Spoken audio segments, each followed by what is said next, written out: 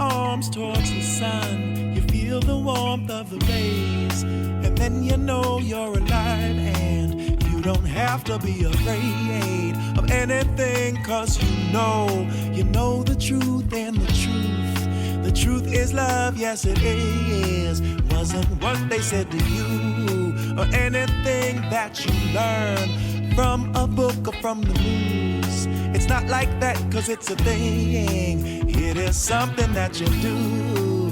Doop doop doop a doo. Doop doop doop a doo. Doop doop doop a doo. Dib on baby did alone. Doop doop doop a doo. Doop doop doop a doo. Doop doop doop a doo. Dib on baby did love's the highest truth. Nothing could be higher than love, my friend. Welcome to the Bassline, everyone. Nathan G. is a veteran of the U.S. Marine Corps. His life took a turn for the worse when he was severely injured by the anthrax vaccine. Here to share his experience and insights with us is a real survivor, Nathan G. Welcome to the Bassline, Nathan. How are you today? Hey, Jeremiah, I'm doing all right. How about yourself? Oh, pretty good. Thank you. Before we get into our conversation, I just want to speak to the audience a little bit, and I want to say, first of all, thank you for supporting this program on a weekly basis. I really appreciate it. Thank you to PRN, the Progressive Radio Network. I really honor this opportunity that I have to bring these fascinating and brilliant guests to you as a public service, basically, trying to educate myself and educate those who are interested in learning alongside of me. And I think we've done an incredible thing here on the Bassline, and I would like to ask you to support this program in any way that is possible for you to do so. You can go to my Substack, Jeremiah Hosea, JeremiahHosea at substack.com. Please subscribe to my Substack for free, and if you can, please be a paid subscriber. It actually means the world to me. You can check out my music at jeremiahhosea.com. Just buy a song, like the theme song for this program, Love's the Highest Truth. Buy a song for $1. It's a nice little token of appreciation for the effort that I do, because I do prepare this program on a weekly basis. It is a produced program insofar as I find my own guests, I research them, I try to be as well prepared as possible on a weekly basis. Of course, this is live radio, it's unedited, so sometimes I may stutter or stumble, I might misspeak or might remember something incorrectly. It's imperfect, but that's part of the beauty of what we do here, because, you know, at the very least, it's sincere. It's not a corporate product in that respect. There's no overlords here at PRN telling me what to say or what not to say. They've given me an open platform, and I appreciate that greatly. Also, of course, you can schedule a chess lesson. Reach out to me at remotelearningchess.com. That's another website of mine. That's my business that was founded in reaction to the whole COVID event, which prevented me from going on location and teaching in classrooms as I had done for so many years. Starting that website was actually a really good idea that was given to me by a friend, actually. A really good friend said, hey, that website, that domain name is available. Get it now, at the beginning of COVID. And I'll always be indebted to that good friend for that great idea, because he basically helped me expand my business considerably. But if you know a young person who would appreciate a chess lesson, buy them a chess lesson. Someone, actually maybe a couple of people, have taken me up on that from this audience, but I frankly wish that many, many more people would take me up on that. I mean, I'm an experienced educator, and when you do chess, it's not just for the game itself. It's for your vocabulary. It's for your tactical and strategic thinking. It's for the history of the game. There's so many aspects to the game. It's so beneficial. I'm a huge advocate of chess. So please reach out to me for a lesson for yourself or for a young person. If you never learned how to play, just take one lesson and at least learn the rules. So all that being said, thank you for being here. And we have a great guest, Nathan G. Now, also, I would like to add, under normal circumstances, I like to fully disclose the first name and last name of my guest. But in this case, out of respect for Nathan's privacy, he's Nathan G. He's not a pundit. He's not trying to draw attention to himself, but he has a very important story, his personal story, to share with the audience today. And I think it's a really important conversation in terms of the harm that has been done to our veterans. We claim to honor the military in this country. At every baseball game, every football game, basketball game, there's patriotic gestures. We sing the national anthem. We claim we honor these people who risk their lives for this country. And then, as Gary Null has documented to an incredible extent, we turn our backs on these people, and in some cases have actually just harmed outright our own soldiers, have experimented on our own soldiers. And a lot of those things have been sort of swept under the rug, the historical rug, when those things, first of all, should have been dealt with from a justice point of view. They should have been investigated and thoroughly prosecuted in the case of human experimentation and willfully harming people who signed up to protect this country.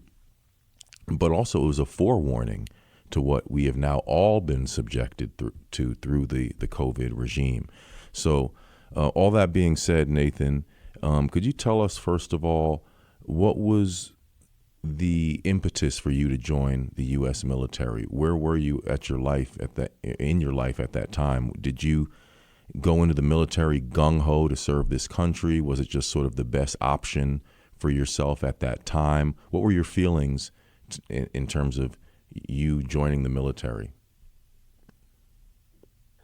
Well, I had a recruiter that was hounding me for quite a while, and I was basically told him to fuck off for quite a while. But then my senior year of football, I injured my foot, and I had scouts scouting me as a sophomore to go to Florida Southern, and so a friend of mine, he was already going to the Marines, and I ended up joining alongside him.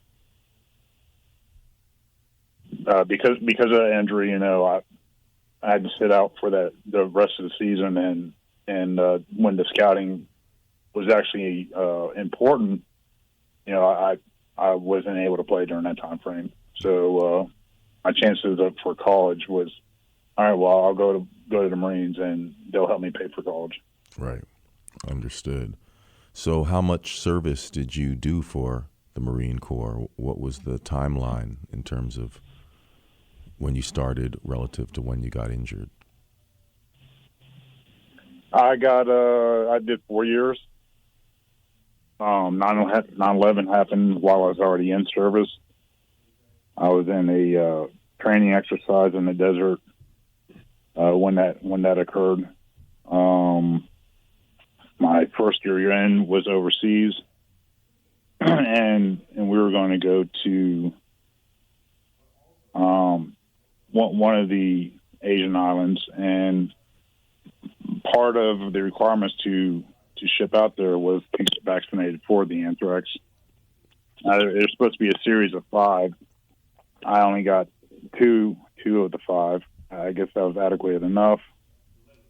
And then again, after 9/11, on the workups to deploy to the Middle East, then again, supposed to be a series of 5, but they required me to get another 2 again. Even though I already had some previously, it didn't matter. It's about numbers on the paper, is more than common sense that I was already inoculated with their stuff. So how many in total? It was 2 initially, and then 2 more. Are you saying? Or correct. 2 okay. So there's a 2 at a series of 5. It was 2 the first time around, and then 2 again the second time around. And you never received the 5th shot? No, I never received the 3rd, 4th, or 5th. I've heard varying stories from other veterans who maybe heard a handful that said that they've gotten all 5, and even some older veterans who it wasn't a vaccine at the time. It was horse pills, as they described it. Oh, okay. Interesting. Now, my reactions were probably within a couple weeks, and it was like a nervous system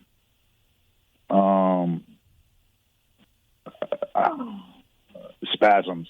Right. Nervous system spasms is the best I can describe it. It would, my food, even water would just come up.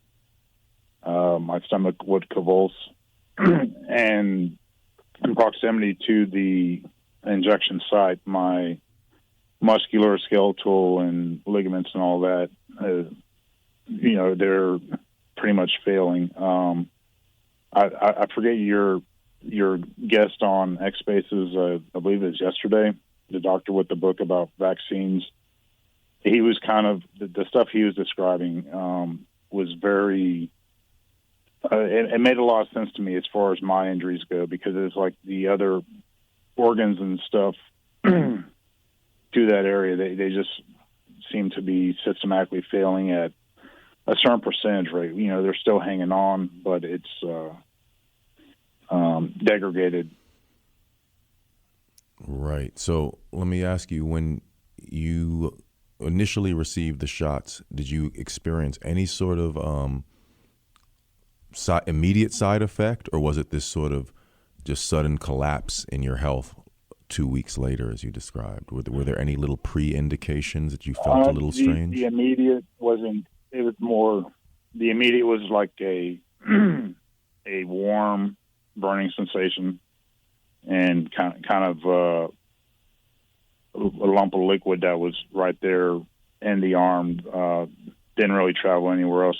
Initially, it just kind of sat there like this. What would you call it? A lump, like you said? Like a bursa, basically, under the muscle. Right. So has the military acknowledged your injury as a vaccine injury? Do you have any documentation, or have they rejected the reality of what they did to you in terms of documentation? At every turn of even mentioning that, it's met with pushback and criticism, gaslighting to say, no, that's not what it is. We're not going to discuss that. And then they'll, say, oh, it's this or that. We're going to look over here, and this is the direction we're going to begin trying to find out. But after years and years, the only thing they've really done is gotten X-rays. And at one point, I had after 5 years, seen a orthopedic. 5 years of seeing orthopedic, and the 5 minutes that I spent with him, because it was literally, my visit was 5 minutes. After maybe 15 tops, and so after 5 years of complaining about different things, just kind of touches my back, shoulder with his hands and says, no, you're good. Even though I have documented of scapular winging, snapping scapula, and a grade 2 separation of my acromion. And it was after, several years later that I had to come out of pocket and do see doctors on my own privately without the VA's assistance, and get an MRI that would prove I have tendonitis of the muscle in that same area. When I've been complaining about my chief complaint, this is where it's at, this is what's happening, and they want to chalk it all up to a impinged nerve, which from the beginning, that's what they've been saying, and trying to put that through a claim that my cervical is messed up as well, which they're saying, oh, that's degenerative. So they're basically saying at 23, a crushed spine is hereditary, a hereditary issue. But as you and I both know, with these mRNA platforms, they are gene editing. And so if it changes your genes, in my mind, the whole classification of genetic is out the window. Right. Would you agree? Yeah, I mean, I'm very curious as to the ramifications on a genetic level. I mean, there are people who say, "Oh, don't worry about that," and there are people who say, "No, that the damage has been done, and now we await the full repercussions." So, yeah, I mean, to me, the whole thing of mRNA, anything DNA related, was a huge red flag. So, in terms of that, how did you react to this COVID agenda as it appeared, when you were already vax injured and sort of had a precursor to what the general public would be exposed to through that operation? What was your take on the COVID propaganda as it started to emerge? I was fearful for my loved ones. Yeah. And I told them, you know, as much as I could, don't take this. This is not right. And I don't know, a lot of it was a bit much, and I'm just kind of sitting there like, well, how far is this going to go? Yeah. You know? Yeah, seriously. And then what was it like to connect with this new vaccine injured community? Because, you know, there was this pre-existing vaccine injured community, including individuals such as yourself, receiving no recognition, and now there's still this struggle for the recognition of the reality of what's been done to people, but it's a much larger group because of this mass inoculation campaign and all of the injuries that have resulted from that. Was that what was that experience like? Basically, the old school vaccine injured individuals connecting with this whole new wave of injury victims.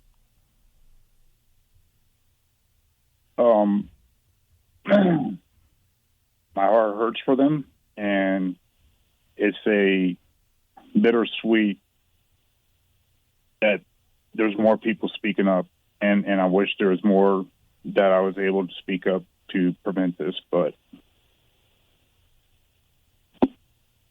I'm glad that more people are noticing now, and maybe something will be done to prevent further experimentation on any human being, any American, for corporate profits. Right, seriously.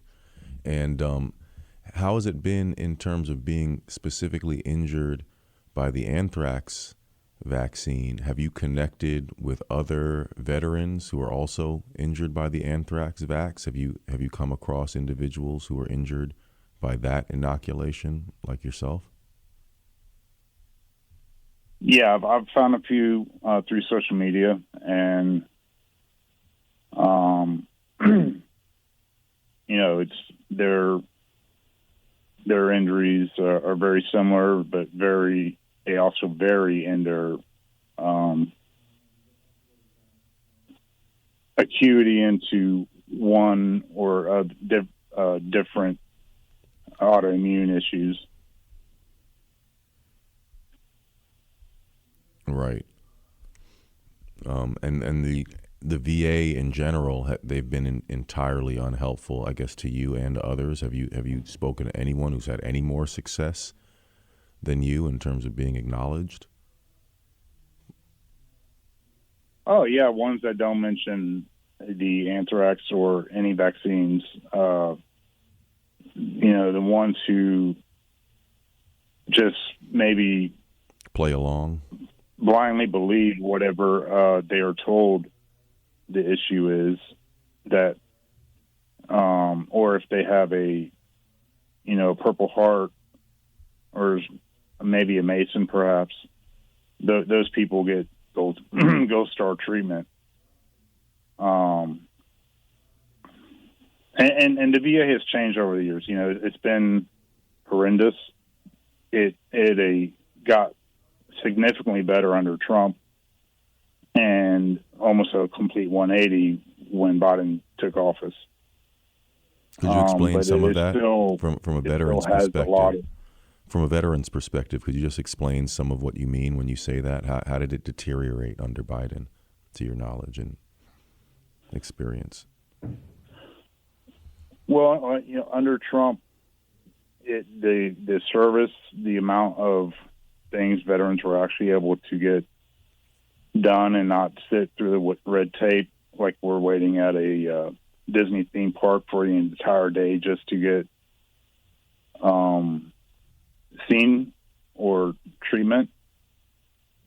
Trump put in kiosks, and you know, veterans didn't have to no longer fill out paperwork and wait for it to hand over from maybe 4 different hands before to get it processed. You know, kiosk, the veteran could submit a travel claim for driving an hour to their visit, and that'll be processed immediately. Whereas before there was just, you know, additional union paying jobs to process paperwork and slow down the whole process. But it made more federal employment rather than, you know, doing the job. You know, it almost seems like that's the scam is to, we notice that with education, you know, it's like they're always saying, we're going to help the teachers, but the teachers' pay comes from the local level.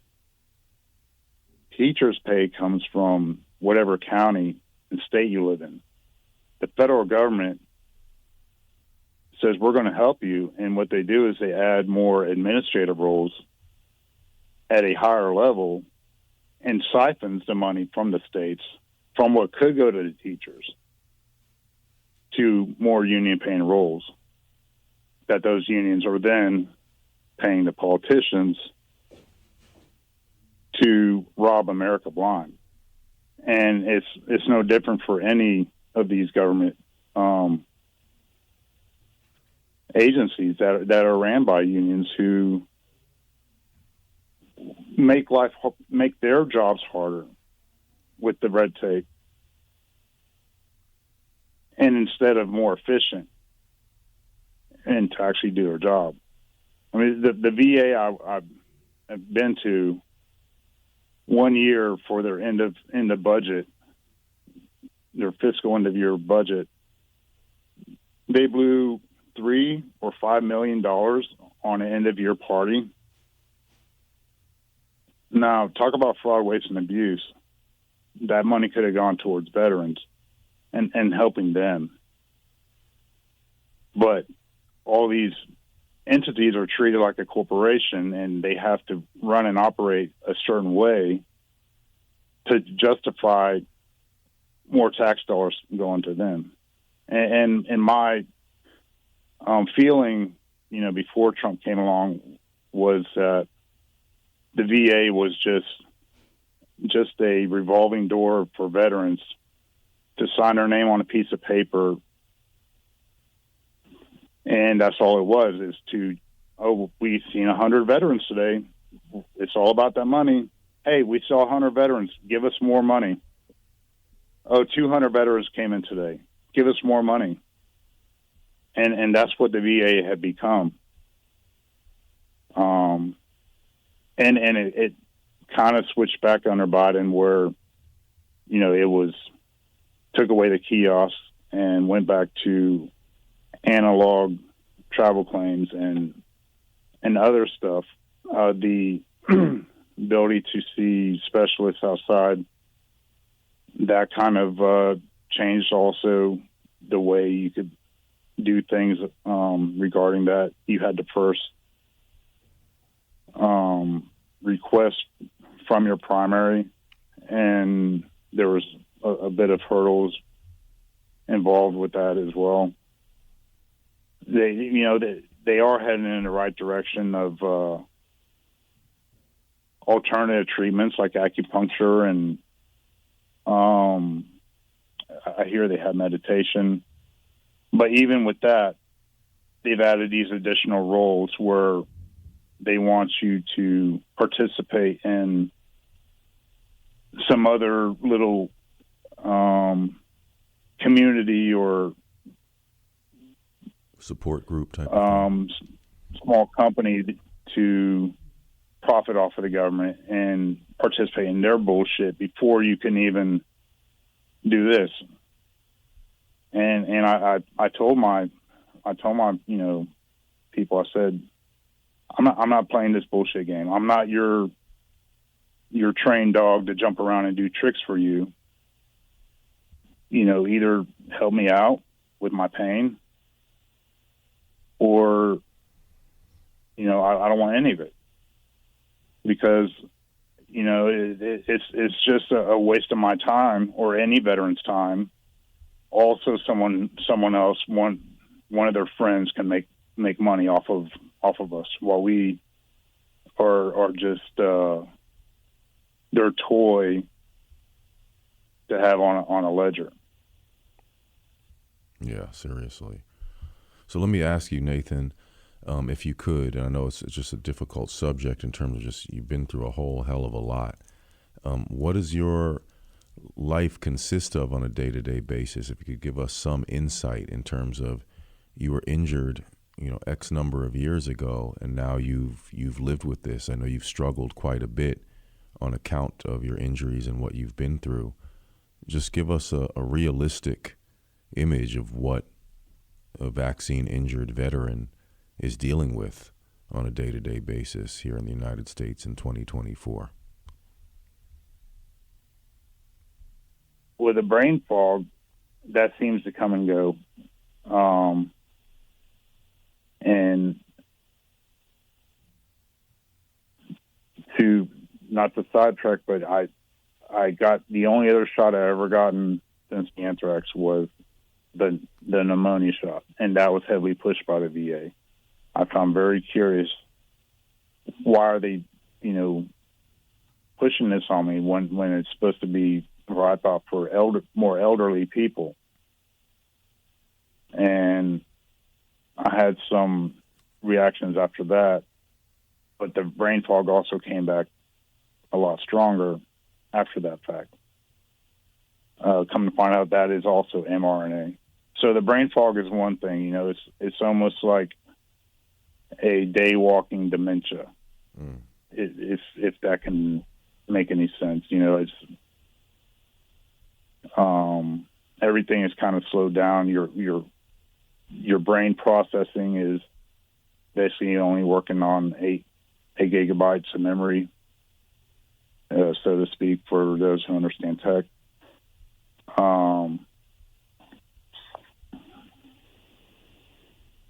Then there's an inflammation or the pain, stiffness that comes with that, and that makes doing daily anything, cooking, cleaning, yard work, or whatever, that much harder. Waking up in the middle of the night from the pain, whether it be a pinched nerve or basically nerves getting pinched, whether from the spine or shoulder, numbness of the arms, and so a good 8-hour sleep might not actually be 8 hours, because there's just waking up in pain in the middle of the night.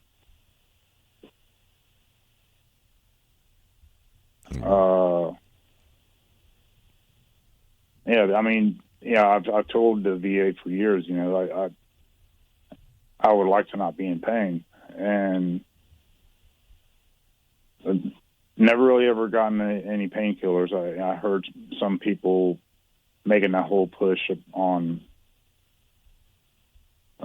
I guess some veterans supposedly are on the streets with just handed a bunch of pain meds, and I don't know if I believe that's the case.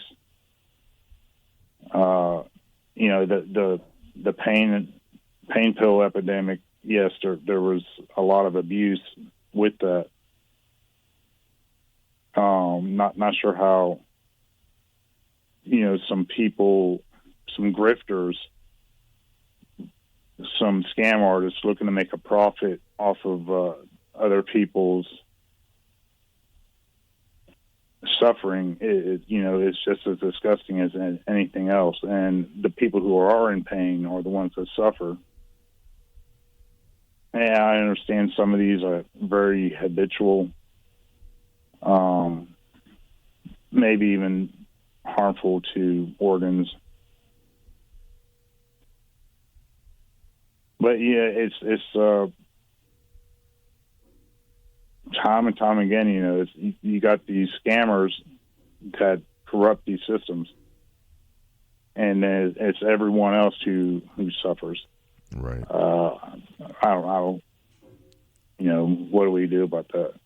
Yeah, corruption is seemingly at every level of society at this point. Do you know, to your knowledge, what is the current status of the anthrax vaccine? Is that something that's still being administered to people? This ridiculous 5-shot series? Are soldiers still receiving that? Well, I think it's very similar to the flu. I mean, if we look at the flu, every time there's a new scare, then they just add on a new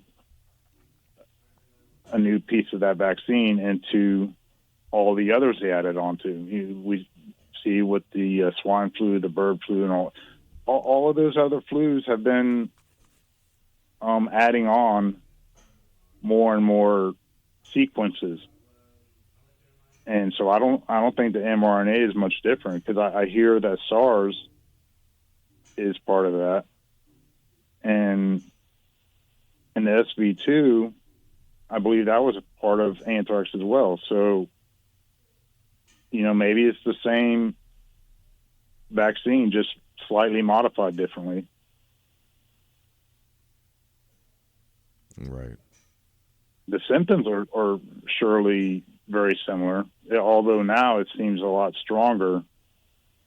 I do recall seeing that some veterans suffer myocarditis events as well from the anthrax.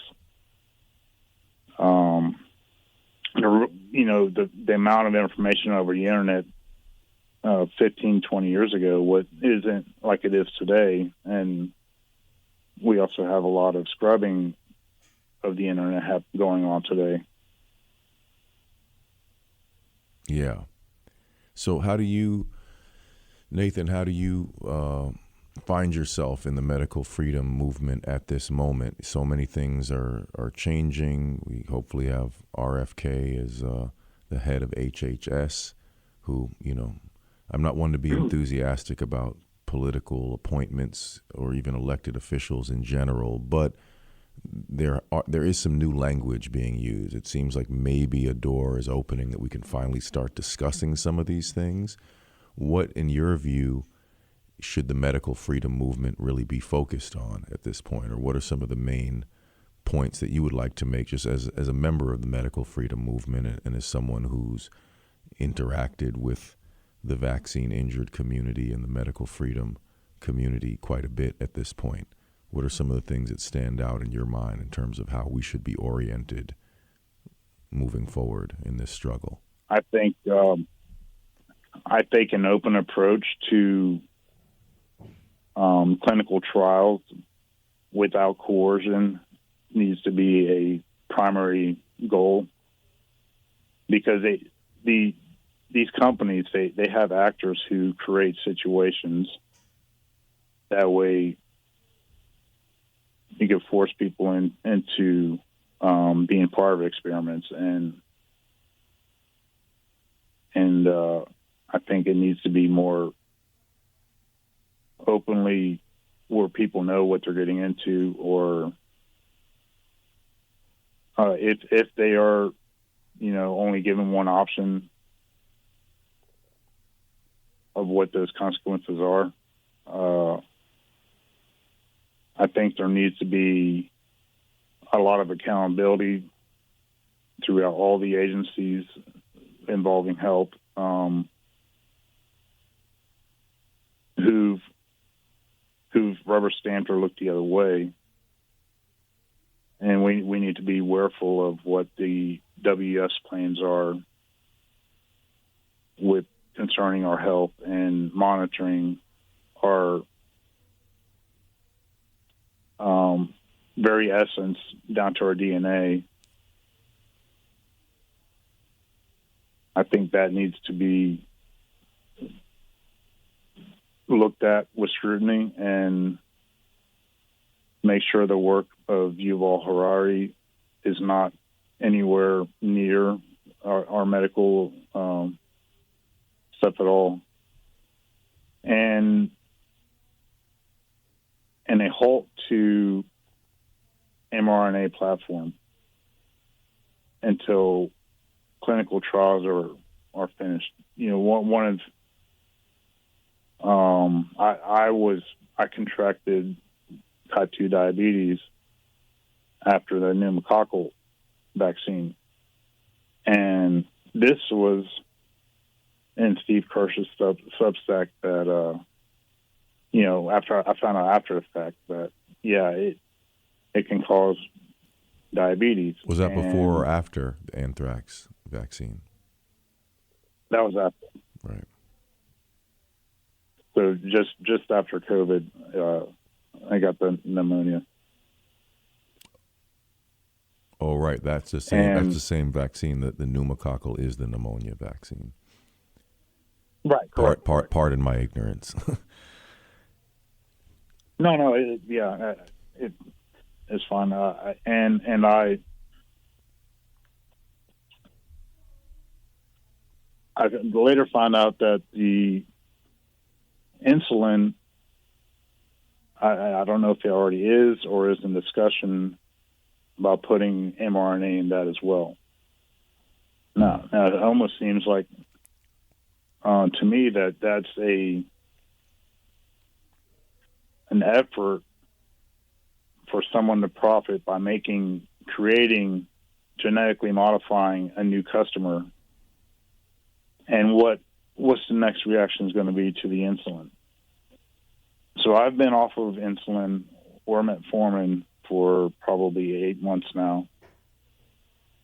And so not only trying to heal other issues with diabetes without medication, because I no longer can trust any of their medication. Yeah. One of the medicines I was prescribed, which I had Chantix, which those side effects are very hard too. It nearly killed my marriage when from those side effects, but I wanted to really quit smoking it, and it was working.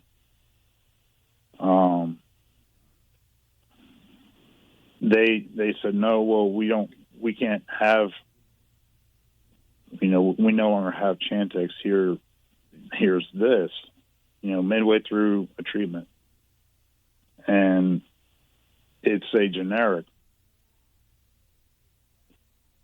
So it's the same company, Pfizer, comes out with a generic, and now that's the only option at the VA. That drug later came out I was part of a class action because it caused cancer. Mm. This is one of the things I'm still trying to heal from, because when they took out the cancer, I had a hernia there. I had a hernia above it, but now it's, where I got to push my intestines back in every once in a while. Wow. And I don't trust to go back there for them to fix anything. It's, but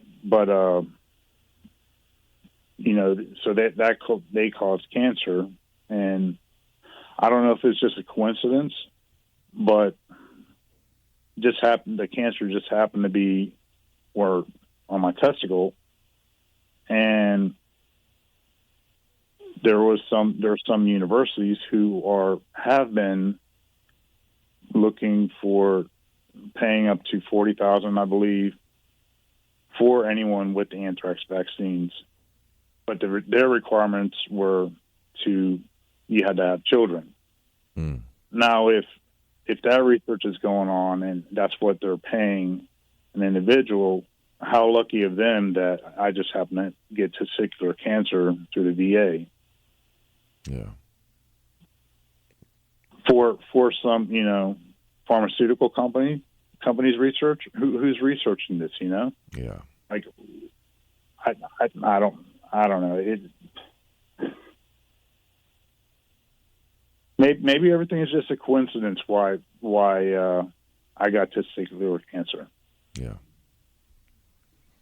Well, before we take some calls, I would wonder if through all your suffering, have you found any relief? Have you found any treatment protocol that has eased your pain to any extent? Any success in alleviating your suffering? I've been doing some grounding, walking in nature, deep breathing,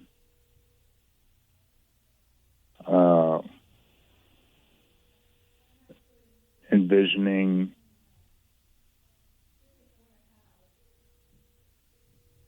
the Holy Spirit coming in me while I'm breathing in to maybe heal that area where I'm at, where the pain's at. So mostly natural, internal. Meditation. Right.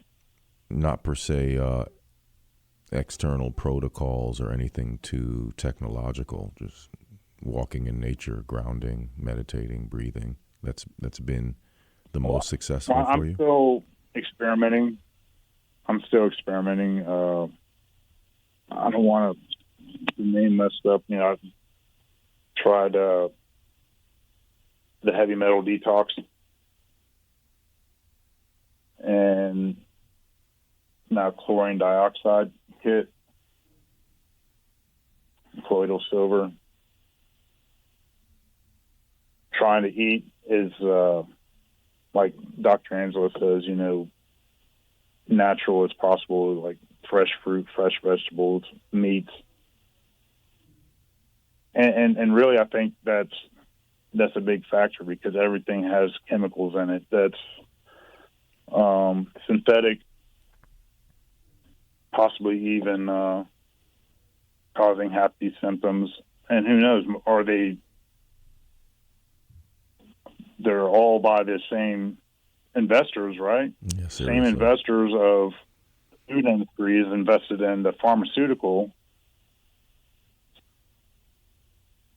And these are the companies that seem to be colluding together to poison a population and create this huge sales cycle of cattle.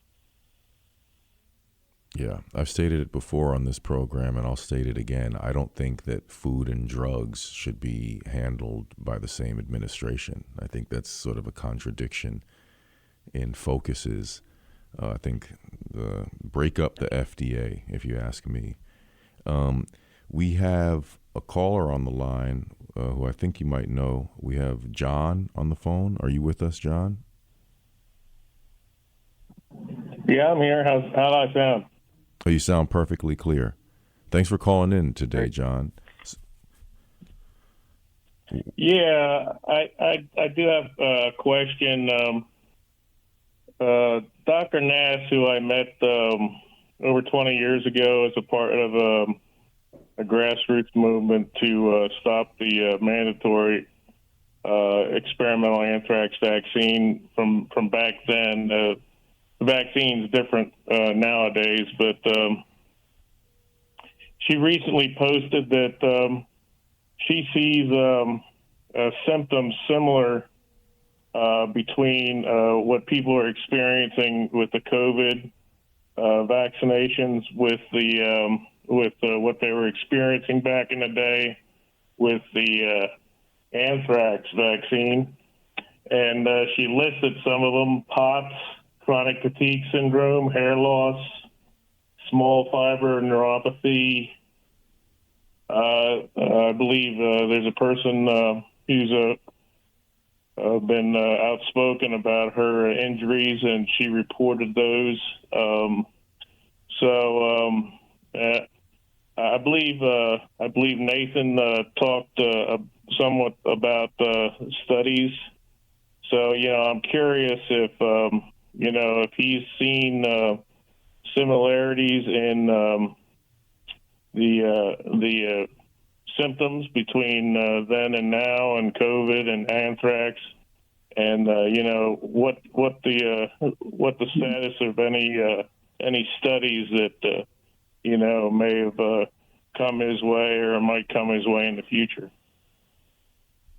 Right. There's been studies through the VA for the Gulf War syndrome, which all of those symptoms are pretty much included as well. The very similar in nature. I was offered the opportunity to be a participant in that, but they wouldn't have reimbursed travel, and to drive an hour one way and an hour back with traffic and not be compensated as a disabled veteran, as a disabled vaccinated veteran, that was too much to be able to afford on my own. Yeah. But there are, and to my knowledge, including with the PACT Act, they do not recognize vaccines. It's only burn pits and maybe depleted uranium exposure and stuff like that. But they don't recognize any vaccines as far as the studies and all that go. Yeah. We have to break through this wall of silence in regard to vaccines, and that was the focus of my last Substack article, The Untouchables, basically questioning why can't we discuss these topics of, one, vaccines in general and vaccine injury. It's unbelievable how they're trying to stonewall and silence the conversation when there's so many reasons for concern. John, where do you stand with your activism these days? Are you staying active in the medical freedom struggle yourself? Well, I absolutely am keeping up on so. Well, we lost you there, John. We can't hear you. Are you there, John? Well, somehow we lost John, unfortunately. We do have another caller on the line that I'd love to hear from. Muhammad, are you on the line? Can you hear us? Yes, I am, Jeremiah. Thanks for joining us, Muhammad. You're very welcome. Jeremiah, I think you're doing a wonderful job. And for the young man that you are interviewing, his condition just put me in a real sad mood. And just to close out, I would like to say, just give me an address where I can make a contribution to your program, because you're doing a wonderful job, and I'd like to be a contributor in some kind of way, please. Oh, I appreciate that. Well, you know what? Send me an email if you could, JeremiahHosea@gmail. JeremiahHosea@gmail. You can reach me there. I'll send you a money order. Jeremiah@gmail.com. Yeah, and I'll send me a quick message, and I'll send you my address. I appreciate that, brother. Okay, thank you very much. You're very welcome, Jeremiah. You're very deserving. Well, thank you so much. Have a great day. Yeah, I want to say, folks, I really appreciate that, because I am the father of 2 young children, and I'm not going to go into my own woes because I consider myself very, very lucky for too many reasons to list. However, I would really love if this program were to emerge to the point that it helps sustain me somewhat.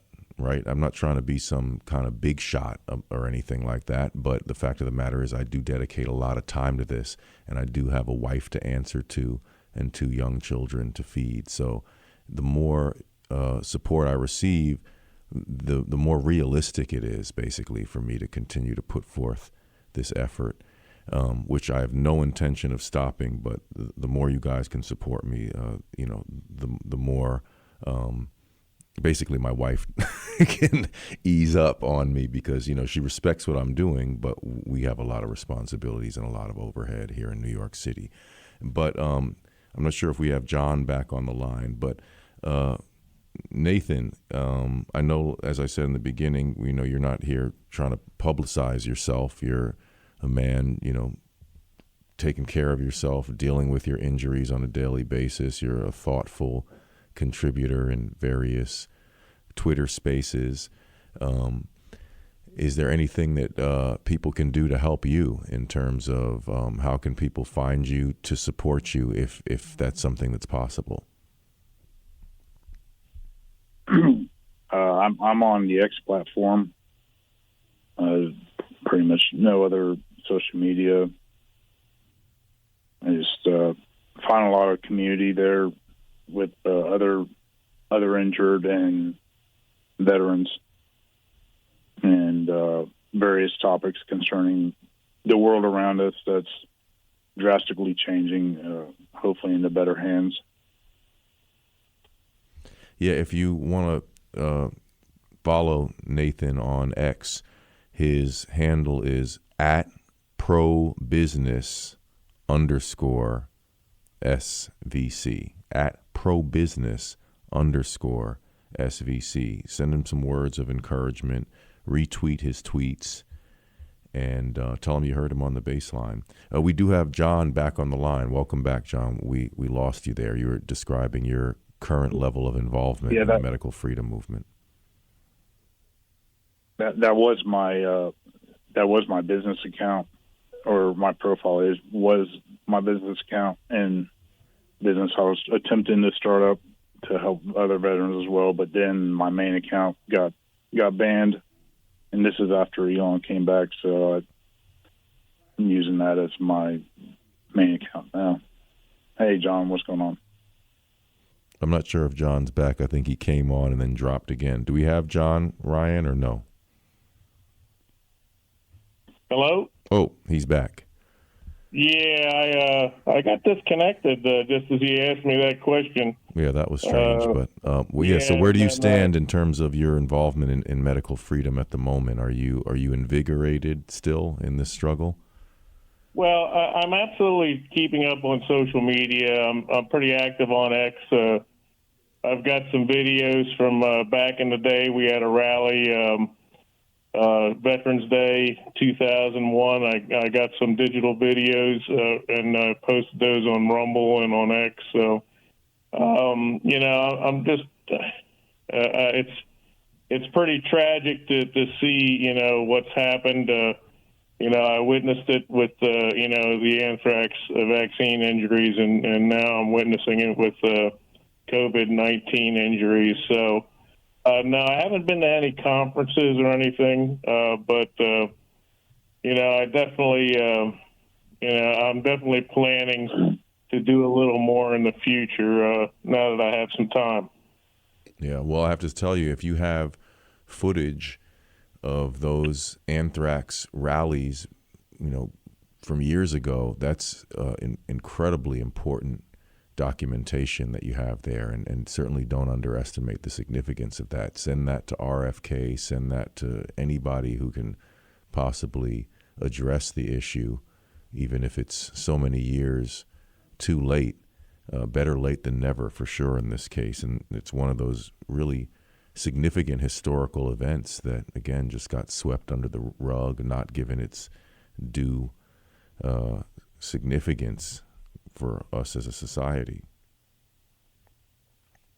Well, yeah, I'd also recommend a book. It's called Unyielding by retired Colonel Tom Renfer. And that book has a wealth of information. Actually, he brings it to the present and provides a wealth of information about COVID, as well as his journey in top-level activism for the anthrax program back in the day. Right. There's Go ahead, Nick. there was a congressman, I believe. There's someone, I don't know if it's a congressman or he went to Washington to speak on it. And this could have been Andrew Huff also. I really don't remember the author of the book, but there is a book called 84 Exposures or 87 Exposures. And it speaks about the Gulf War syndrome and a list of different things that veterans were exposed to. Right. Well, I want to thank you for calling in, John. Certainly send me any documentation of those rallies and other relevant materials. I'll do my best to forward it on my own X account, my humble but growing X account. And yeah, thanks for calling in. I appreciate it. Thank you, and thank you, Nathan, for speaking out. We need all the voices we can get. Yeah, I totally agree. And I have to say, in our society, we just love all this bravado, and we love these larger than life people. And how about recognizing the day-to-day people, so-called? How about recognizing the bus driver, the teacher, the veteran? A lot of unsung heroes in our society as we worship, relatively pompous figures who, Guy Debord, my favorite political philosopher, would call the stars of consumption and the stars of decision, basically meaning your entertainers and your politicians. But I'm so much more interested in the thoughts and the experiences of so-called ordinary people. Nathan, we only have a couple minutes here to go. We're about to finish up the program, but is there anything? Oh, actually, you know what? We have one call. If we could hear from Arnold in Brooklyn. We're running out of time, but please join us for a moment. Arnold, how are you today? Hi, I'm okay. I've been wondering about that. If these vaccine-injured people would only try to increase that native immune system, which I think is very much deficient of vitamin D. Now, we have to use some kind of natural approaches to build up the natural immune system. And I think we want to get that out there, that if your level of vitamin D is over 50 nanograms per milliliter, the immune system might be able to kick in and be able to overcome some of these problems. Well, that's a good thought, and absolutely, vitamin D is key. Was severely underestimated in terms of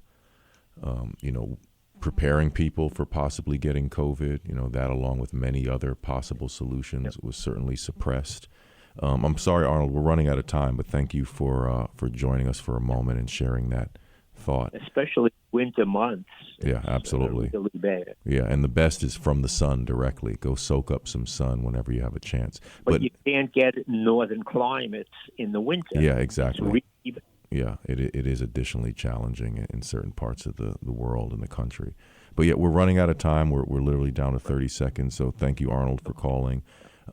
Nicotine, someone just texted me. There's the work of Dr. Brian Ardis. A lot of people seem to be reporting positive experience in terms of using nicotine to help recover from vaccine injury. But Nathan, we have about 30 seconds. Is there anything you would impart on our audience to think about, and as a man who's experienced all that you've been through? What would you impart on our audience in the last 30 seconds here?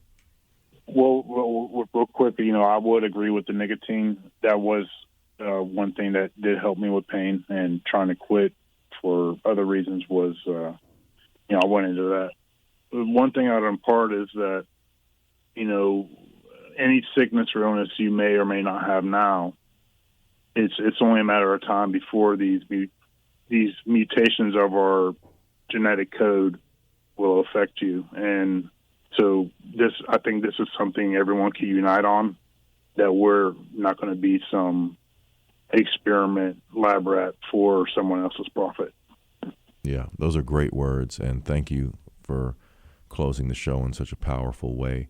All the best to you, my brother. I really hope that you can find some content, and I hope that your suffering is alleviated. And thank you for your courage, and thank you for joining me here today. Have a great weekend, my brother. And thanks to all who listen. Thanks, you too, Jeremiah. Take care, everyone. Have a great weekend. See you next week. Of anything, 'cause you know the truth, and the truth is love. Yes, it is.